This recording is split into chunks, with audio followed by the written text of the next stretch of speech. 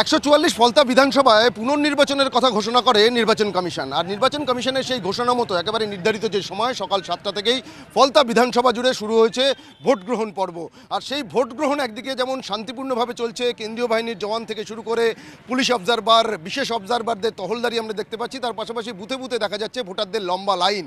কিন্তু যে ভিন্ন চিত্রটা দেখা যাচ্ছে সেটা হচ্ছে আমরা ঠিক যে জায়গাতে দাঁড়িয়ে রয়েছি, এই ফলতার তৃণমূল কংগ্রেস মনোনীত প্রার্থী হিসাবে যার নাম এখনও খাতায় কলমে রয়েছে, সেই জাহাঙ্গীর খানের এই হচ্ছে সেই অফিস, যে অফিস সম্পূর্ণ তালাবন্ধ অবস্থাতে রয়েছে। অর্থাৎ তালা খোলার মতন কোনো তৃণমূল কর্মীদের উপস্থিতি কিন্তু দেখা যাচ্ছে না।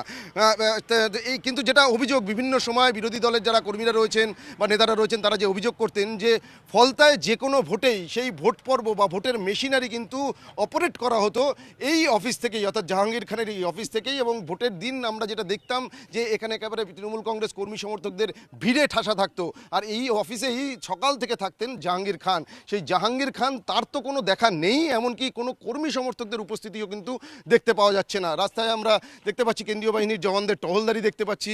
এমনকি এই যে উল্টো দিকের জায়গাটা আমরা দেখতে পাচ্ছি, যে জায়গাটা ঘেরা রয়েছে, গ্রিল দিয়ে ঘেরা রয়েছে, টিনের শেড করা রয়েছে, এখানেও কিন্তু একেবারে সারি সারি চেয়ার পাতিয়ে তৃণমূল কংগ্রেস কর্মী সমর্থকেরা ভোটের দিন এখানে অপেক্ষা করতেন, এখানে তারা সময় কাটাতেন। কিন্তু আজ এই গোটা এলাকা সম্পূর্ণরূপে জনশূন্য, কোনো রকম কোনো তৃণমূল কংগ্রেস কর্মী সমর্থকদের উপস্থিতি দেখা যাচ্ছে না। এমনকি এই পার্টি অফিস থেকে কিছু দূরেই কিন্তু জাহাঙ্গীর খানের বাড়ি, সেখানেও কিন্তু তালাবন্ধ, জাহাঙ্গীর খানের কোনো উপস্থিতি নেই। তিনি কোথায় আছেন সে বিষয়ে কিন্তু এখনও পর্যন্ত কোনো তথ্য পাওয়া যাচ্ছে না। তবে যেটা সবথেকে তাৎপর্যপূর্ণ, একেবারে নির্বাচনের দুদিন আগে সাংবাদিক সম্মেলন করে এই উপনির্বাচনে তৃণমূল কংগ্রেস প্রার্থী হিসাবে তিনি সরে দাঁড়ানোর কথা ঘোষণা করেছেন। এবং তারপর থেকেই কিন্তু তার আর কোনো রকম কোনো খোঁজ পাওয়া যাচ্ছে না, কোথায় আছেন জাহাঙ্গীর খান। তবে ভোট পর্ব শান্তিপূর্ণভাবেই চলছে। এখন যেটা দেখার যে বিজেপি প্রার্থী তারা এই ভোটে নিজেদেরকে কতটা এগিয়ে রাখতে পারে, নাকি অন্যান্য যে বিরোধী রাজনৈতিক দলগুলো রয়েছে তাদের প্রার্থীরা এই নির্বাচনে এগিয়ে থাকতে পারে, সেটা সময়ের অপেক্ষা। তবে ভোট পর্ব শান্তিপূর্ণভাবেই চলছে